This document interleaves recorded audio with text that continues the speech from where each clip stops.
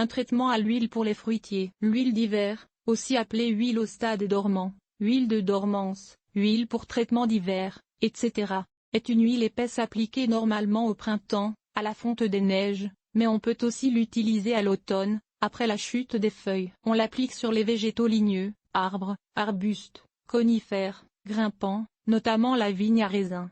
Tout ce qui, en fait, survit à l'hiver hors du sol. C'est le traitement insecticide favori des amateurs de fruitiers, notamment, car les fruitiers ont plus que leur part d'ennemis. Selon la région où vous habitez, on l'applique entre le début de mars et la mi-mai.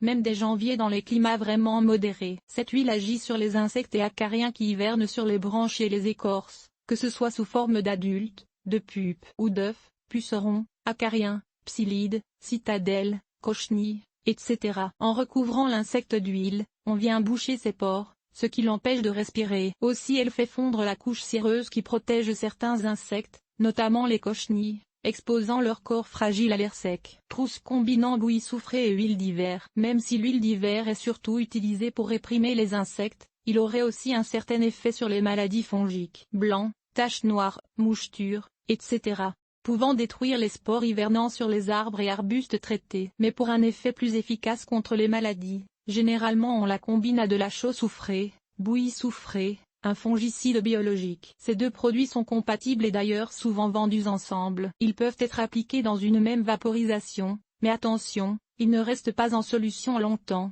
surtout pas la chaux soufrée. Il faut donc agiter régulièrement le réservoir de l'applicateur lors de la vaporisation. L'huile d'hiver est non toxique.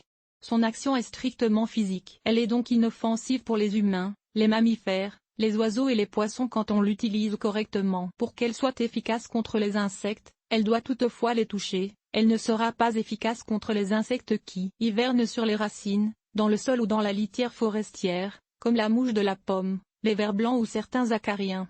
Seulement ceux élisant domicile sur les parties aériennes des végétaux. Aussi, son effet résiduel est minime, elle se dégrade après quelques jours et disparaît. Pour appliquer une huile d'hiver, il faut attendre une journée sèche et peu venteuse quand la température est entre 4 et 27, c'est quand les branches et troncs sont secs, pas de pluie la veille. De plus, il faut qu'il n'y ait pas de risque de gel ni de pluie pendant au moins 24 heures et, de préférence, 48 heures. Il vaut mieux aussi l'appliquer en matinée, dès que la rosée s'est évaporée, pour qu'elle ait le temps de sécher avant la prochaine rosée. Il est très important que les bourgeons ne soient pas encore éclos au moment du traitement, car cette huile est suffisamment épaisse pour endommager les jeunes feuilles. Idéalement, les bourgeons seront gonflés, mais sans montrer du vert. L'application se fait par vaporisation, mélangeant le produit à l'eau selon les proportions indiquées sur le contenant. On l'applique avec un pulvérisateur, disponible notamment chez http://www.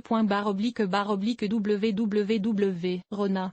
SAFR extérieur et jardin. Cherchez le mot pulvérisateur. Logiquement il ne faut utiliser ce produit que très localement, seulement en cas de besoin et alors directement sur la plante affectée, car elle peut aussi tuer certains insectes bénéfiques. S'il y a des plantes déjà en croissance au pied de la plante à traiter, recouvrez-les d'une bâche ou d'une feuille de plastique. Si elles sont dormants, cette étape n'est pas nécessaire. Sachez que le traitement risque de tuer, secondairement, les mousses et les lichens qui poussent sur le tronc et les branches de nos arbres et arbustes. Certains végétaux sont sensibles à l'huile d'hiver, même lorsqu'ils sont en dormance, et mieux vaut d'éviter de leur en appliquer. Arbre à perruque continue spp. Cariecaria, chêne rouge Quercus rubra, érable à sucre Acer saccharum, érable du Japon A. Palmatum, érable rouge A. Rubrum, érable de l'amour A. Tataricum guinala, hêtre fagus spp.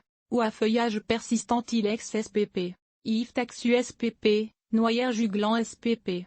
Pin blanc Pinus strobus, sapin de Douglas Pseudotsuga menicii, et Tuiatuja spp.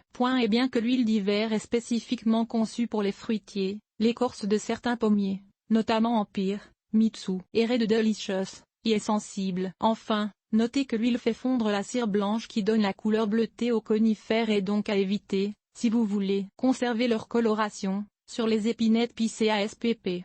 Et les genévriers bleus Junipru spp.